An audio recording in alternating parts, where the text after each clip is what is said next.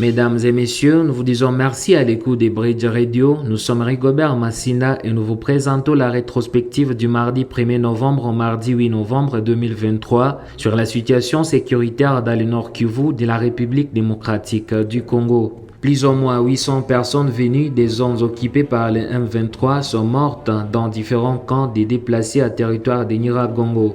Tout en déplorant ces morts, le président de ces déplacés alerte également sur l'arrivée dans cette partie du Nord Kivu de nouvelles familles qui ont fui les combats entre les M23 et les groupes d'autodéfense aux alentours de Kibumba.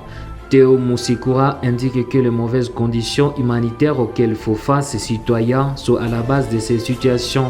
Il s'exprime à ces mots. Nous n'avons aucune aide ni vivre, moins encore non vivre. Certaines organisations nous viennent en aide mais ne peuvent pas satisfaire tout le monde. Nous sommes exposés à plusieurs maladies, la rougeole, le choléra et d'autres. Cette situation a poussé au décès de 800 personnes. Le jeudi 2 novembre 2023, nous nous sommes intéressés à la situation de l'organisation Journalistes en danger qui a dit avoir notifié plus de 500 atteintes contre la presse dont 5 journalistes tués durant les premiers mandats du président Félix-Antoine Tshisekedi. J'aide à publier ces statistiques en marge de la journée internationale contre l'impunité des crimes commis contre les journalistes qui se commémore le 2 novembre de chaque année. À l'occasion de cette journée, les représentants de cette organisation avaient fustigé les promesses non tenues du président de la République démocratique du Congo, ni sur les plans politiques, ni sur les plans judiciaires, ni sécuritaires sur les métiers du journaliste. Selon cette organisation, ces atteintes se manifestent par, je cite, les assassinats, les menaces, les agressions et arrestations des journalistes, les fermetures et pillages des médias chaque année depuis son événement au pouvoir.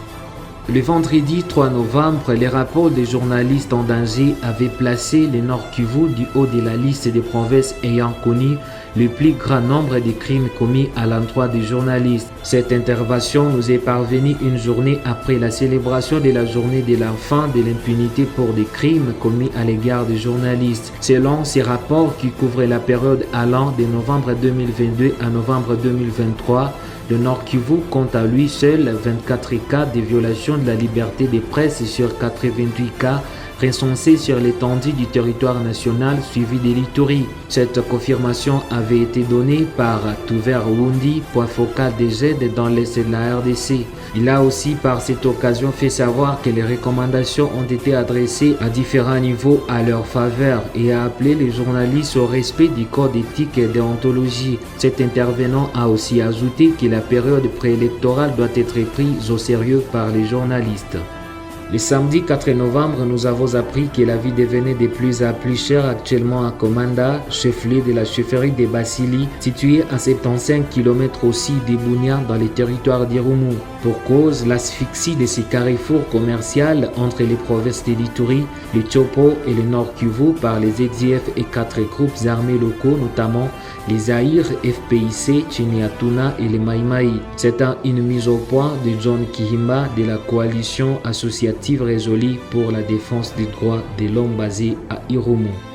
Le lundi 6 novembre 2023, la population d'Irumu était appelée à renforcer la culture de la cohabitation pacifique pour espérer à une paix durable dans la zone. C'est en tout cas le gros du message du chef du bureau de la MONUSCO à Ituri qui séjournait dans cette zone pendant 2 jours. Karna Soro avait par la même occasion demandé aux différentes couches sociales de toujours courir au dialogue pour régler les problèmes différents. Il s'était exprimé à ces termes. Je voudrais juste insister sur 2 éléments. Le premier, c'est l'importance de la cohabitation pacifique. Il est important pour que la paix revienne. Il est important que tous les efforts de développement qui vont se faire soient consolidés, que tout le monde adhère au principe de la cohabitation pacifique. Le deuxième point, c'est la question des groupes armés. Les jeunes gens doivent se débarrasser des armes. Il faut que tout le monde vienne rejoindre les programmes des PDDRCS et déposer ses armes. Ça va rassurer tout le monde. Les cultivateurs iront au champ, le commerce va reprendre, il y aura une autre dynamique, tout le monde aura quelque chose à faire.